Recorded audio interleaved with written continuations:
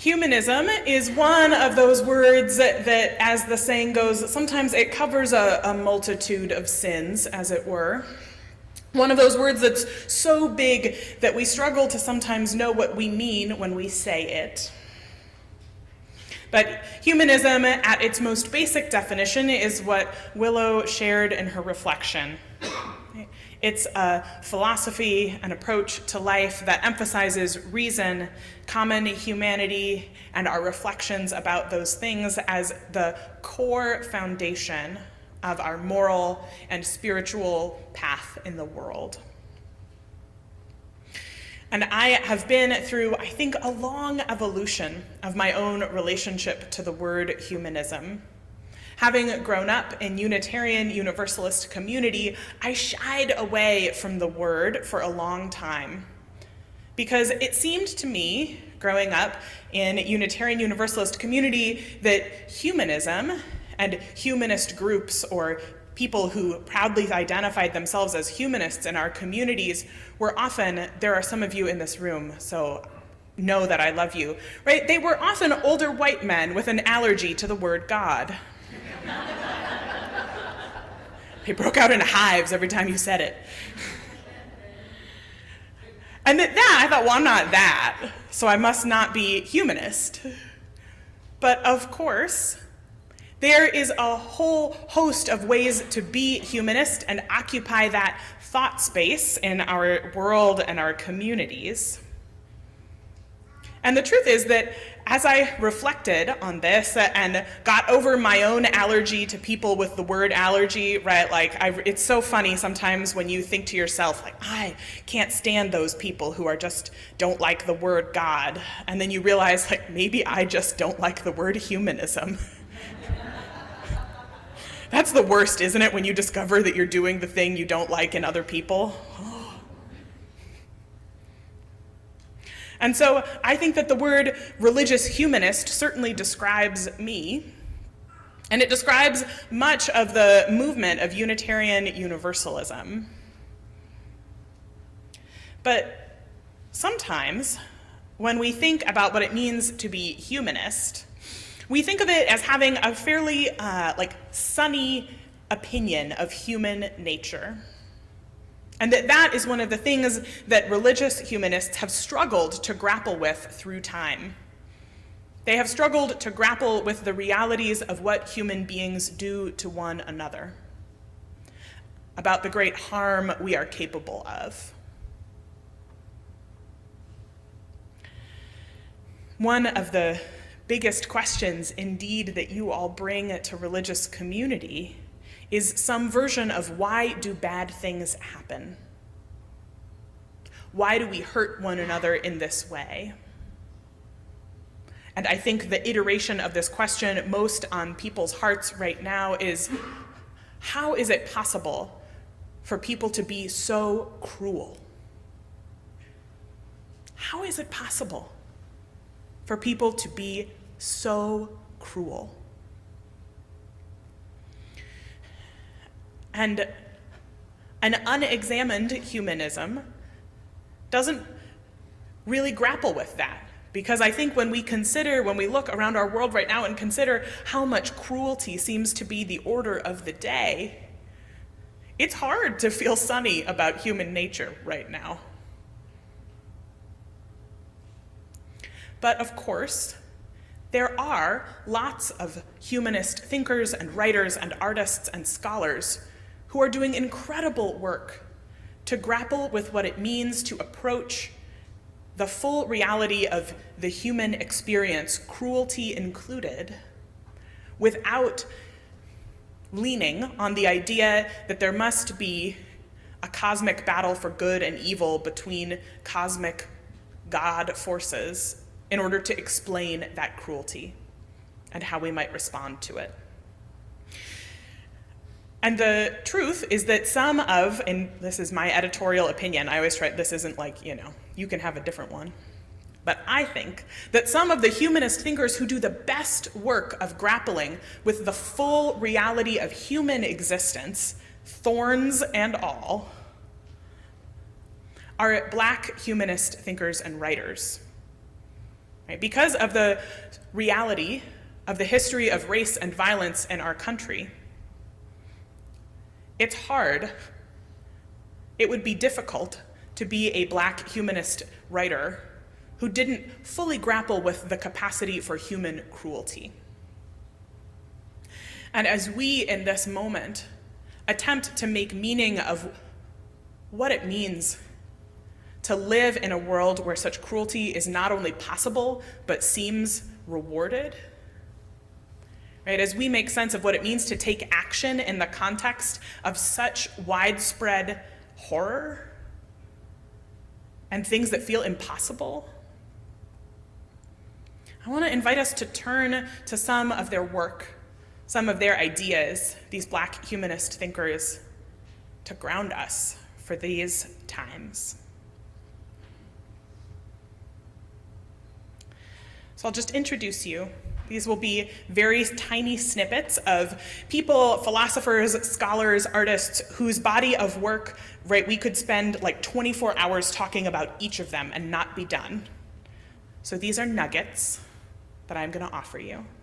Hold them lightly if your capacity to hold such nuggets is limited right now. The first artist and scholar I want to lift up she's a playwright and an amazing author. Her name is Sikivu Hutchinson. And one of the pieces of her work that I invite us to consider is that she writes a lot about the intersections of atheism and atheist community and gender, race, sexuality, and colonialism. And the piece of wisdom that I invite us to consider from her is that her work invites us to question, right, that just because you reject organized religion, or just because you reject Christianity, or you reject the idea of God, doesn't mean that you have unpacked all of the ideological baggage that is attached to that idea that you've rejected. Right? Meaning that even if you say, Christianity has done more harm than good, and I reject that idea, it doesn't mean that you've unpacked all of the baggage that goes along with Christianity as part of the dominant culture in our society. Or I'll use her own words. She puts it this way. Many white atheists and humanists believe that just being an atheist magically exempts them from the institutionally racist belief systems and practices of the dominant culture. And I think that's important for us in this moment, right? That just because we think to ourselves, well, I reject that idea, I reject that person, I reject that set of politics, it doesn't mean we've unpacked all of the other stuff that goes along with it, that comprises the water we swim in. So as we think about how to approach this moment, that's one invitation for you, right? To do some of that unpacking.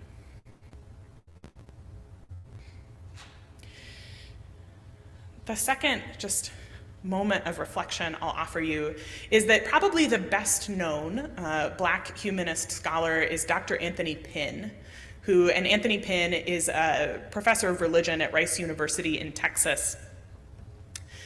And one of the key themes in his work is that for humanists, their approach, at least in his sort of strain of thinking, is to turn to community as the primary meaning-making vessel. He uses the phrase, it's a center of gravity, right? That a community of humanists is the center of gravity for meaning-making. And right now, I don't know about y'all, but these last few weeks, the idea that I have a center of gravity has felt a little far away. Right? Many of us feel off-center, and that's by design. The overwhelm is by design. And so more than ever, we need to be able to name and connect with the center of our gravity as we try to make meaning of this world and find a next step. So I invite that, right? How are you exercising that muscle of putting community And it's not just one community, right? You not just get to say like, well, I'm part of this one community, and so done. It's a practice. It's an ongoing journey, right? To put particular communities as the center of gravity as you try to make meaning and take action in the world. So how are you putting community, that loving community, as part of your center of gravity?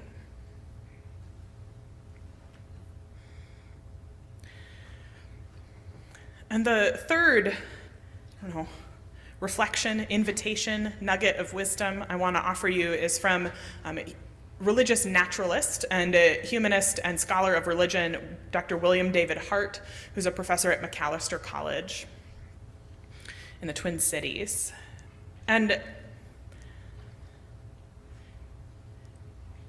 sometimes we get really caught up in trying to adjudicate whether or not religious community is a good idea.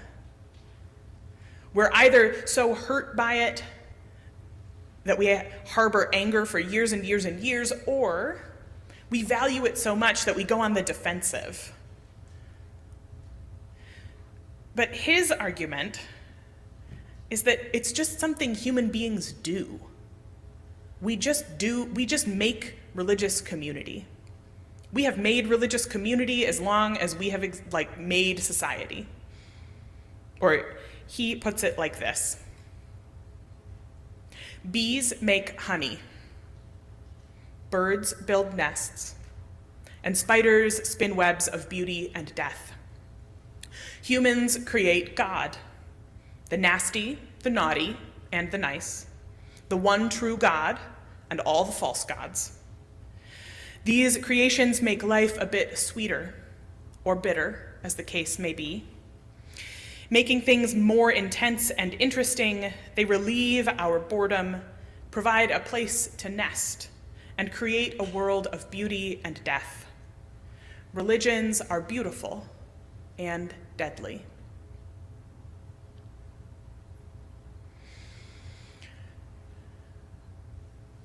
Right?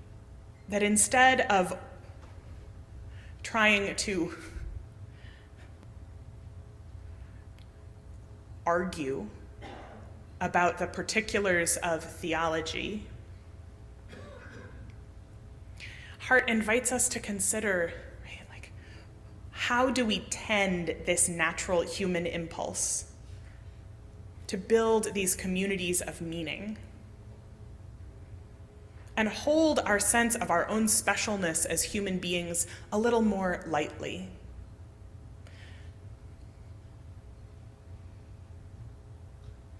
Because the truth is that religions are beautiful and deadly, and that we are facing a moment where we see, the unholy union of white nationalism and Christianity. We're all living in that reality right now. It's here. So how are we building a religious community that holds that reality a little bit differently, with a little bit more humility about the fact that human beings are fallible, incredible, right? We make art, we make music, we love, we raise children, we do all of these incredible things, we write poetry, we find cures for diseases. And we also are capable of unbelievable cruelty. So how are we going to cultivate a religious community that holds both of those things to be true? And how can that help us feel not despair, but a sense of possibility? Right? That we are capable of both things, and that the world is shaped not by some cosmic hand moving us around, but by our choices in that context.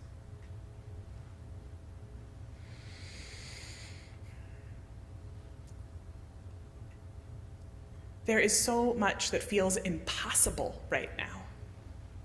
impossible to choose, impossible to believe, impossible to face.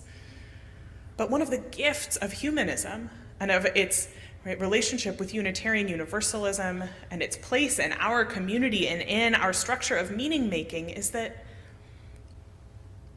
we have a choice. Our choices shape what happens.